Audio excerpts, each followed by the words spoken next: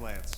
This is going to be a little different than the field day episodes. This was done live at the Oaks Theater. We do an event every 6 months called Cicada. This was done on September 6th, this interview, live on stage. We talk to filmmakers, and then we show their film. So I hope you have a good time, and check out the next one, March 22nd.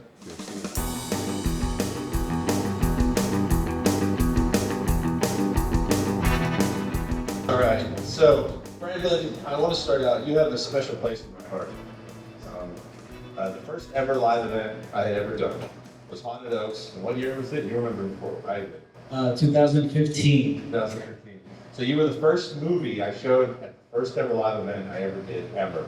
So I've always had a very special place in my heart for you to do it. So thank you. That was awesome. Well, thank you. Thank you for having me there. Thank you for having me here. So. Yeah, you do a lot of stuff. You're always working. You're always moving. What's some of your, like, before we get into it, tell everybody about some of your background. What'd you get up to? All right, so my name's Franklin Carpio. You guys might know me. Some of you know me, some of you might not. Moved to Pittsburgh in 2005. Moved to Pittsburgh in 2005.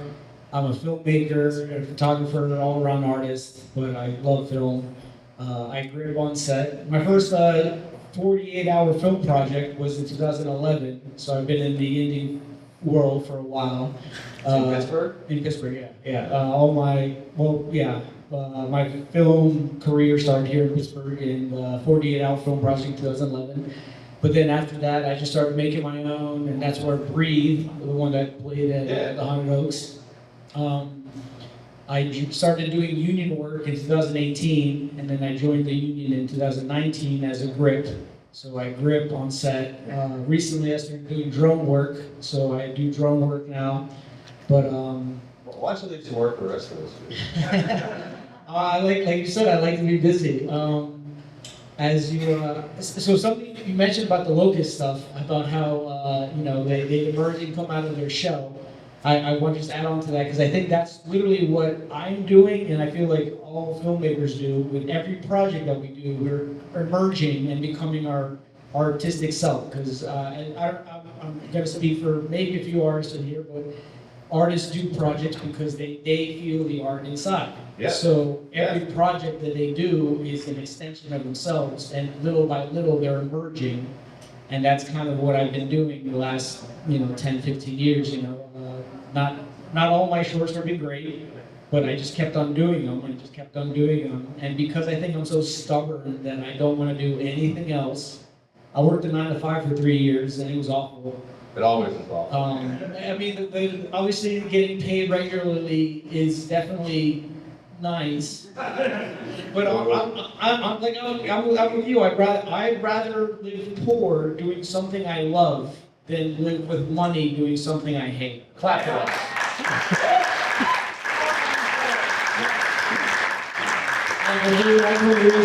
That's the reason we do this. And when you said the locust thing, I'm like, yeah, that makes 100% sense, because every project that we do, we're letting our heart and soul into that project. Then you leave a piece of yourself behind, right? Yeah, and then but you learn from it. So you look back at it, and then every project, I mean, for me at least, you look back and yeah, you can be proud of the project, but you're like, this wasn't done right, this wasn't done right, this wasn't done right, could have done better here.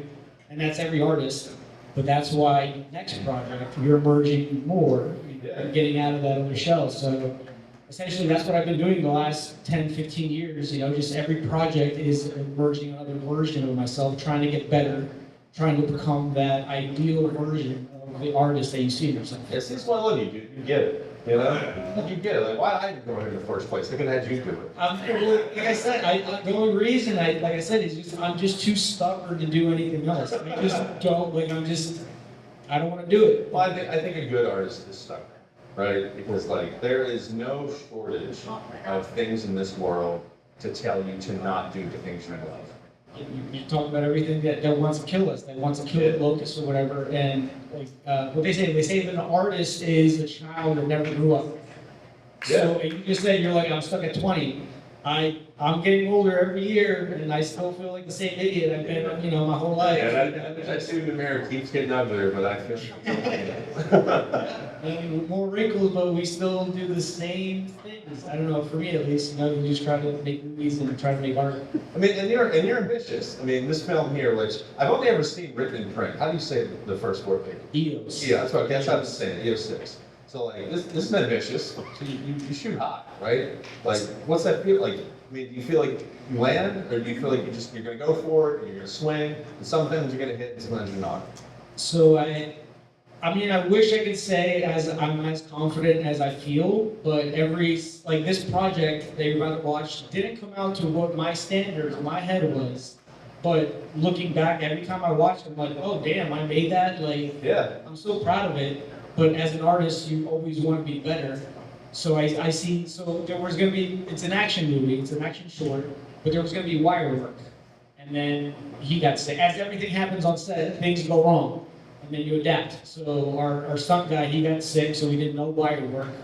Oh, bummer! You didn't do wire work when you're in your film. But so as you said, I am ambitious. So this right now is the biggest film I've done to date. And like I mentioned before, I was doing indie shorts. So with my Canon T3i, that's what I started with no lighting. I didn't know what a grip was, and now I'm a grip, but I didn't know what a grip was.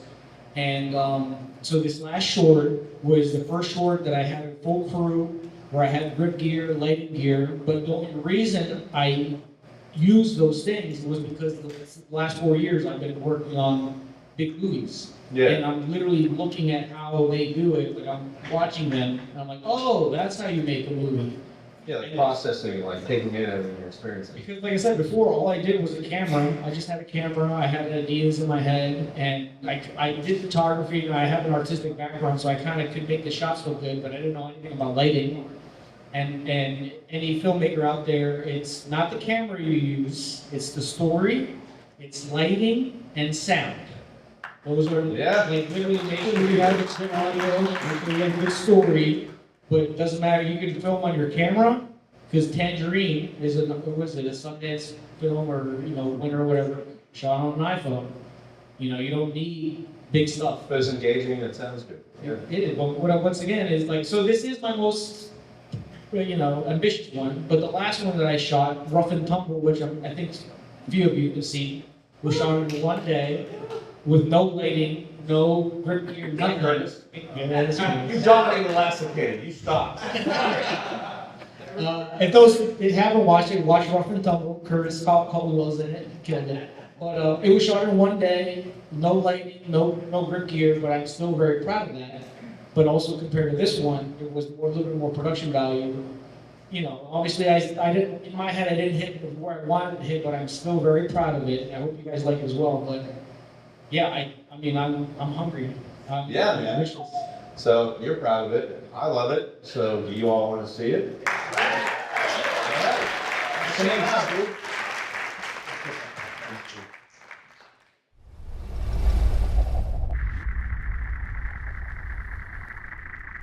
Give me the name.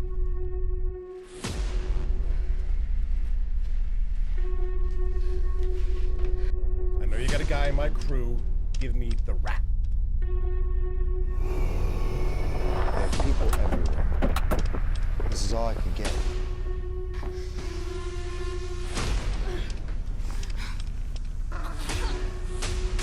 You know what my answer is, right?